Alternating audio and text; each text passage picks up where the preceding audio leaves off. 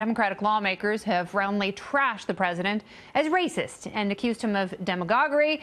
But despite the blowback, Republican Senator Lindsey Graham says he plans to introduce legislation that would end birthright citizenship when Congress returns. There's fighting words everywhere you look on this issue, but will the president's pen be mightier than the legislative or cultural sword? Joining me now, CATO Supreme Court Review Editor and Senior Fellow there at the CATO Institute. It's IIya Shapiro. He is back. Welcome back. Good to be back, Kennedy. It is great to have you. So let's talk a little bit about this, and let's talk about it from a constitutional angle, because there is a bit of wiggle room, you've pointed out, within the 14th Amendment, because obviously the president cannot undo a constitutional amendment with executive order, but there is a tricky line in there which gives him some leeway. What is that? Well, it's the part of the 14th Amendment opening clause that you didn't read when you quoted it. I have my handy Cato Pocket Constitution, That's Shapiro right. Wedding Edition, I might add, and subject to the jurisdiction thereof. That is where the debate is. That is, originally that excluded the kids of diplomats, foreign armies, and Indian tribes, because those are foreign sovereigns. Those are different sovereigns. They're not beholden to the United States.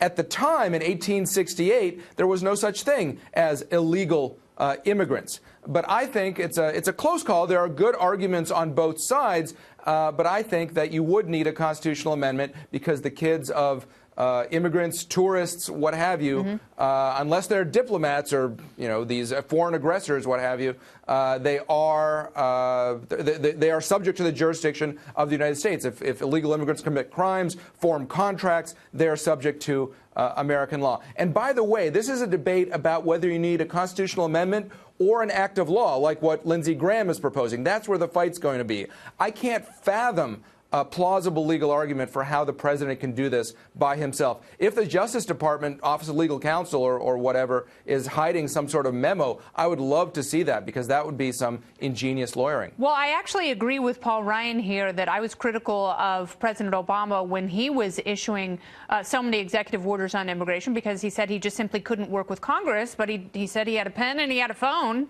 and by gum, he was going to get stuff done.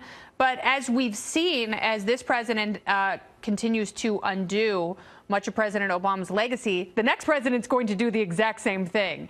And it's going to be even more chaotic and more confusing for people who are trying to come to this country legally.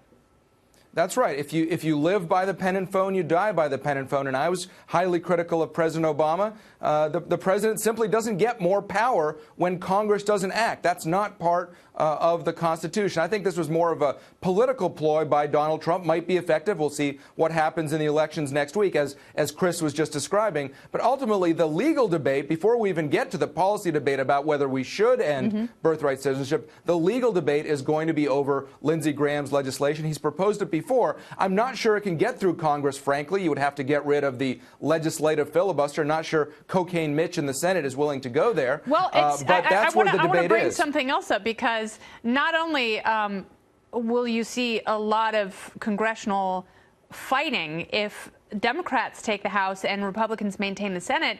House Republicans and Senate Republicans already hate each other. So I don't see how they pass something like this. The only meaningful thing they've been able to come to any agreement on is tax cuts so far. And immigration, that is something that is much, much more hotly contested, as we are seeing right now. Go ahead, last word.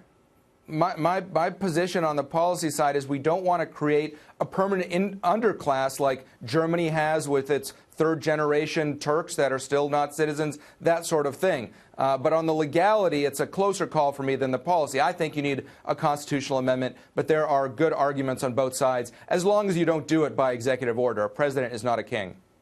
Absolutely right. Not yet. We'll see what happens in 2020. It's only going to get stranger. IIya Shapiro, thank you so much.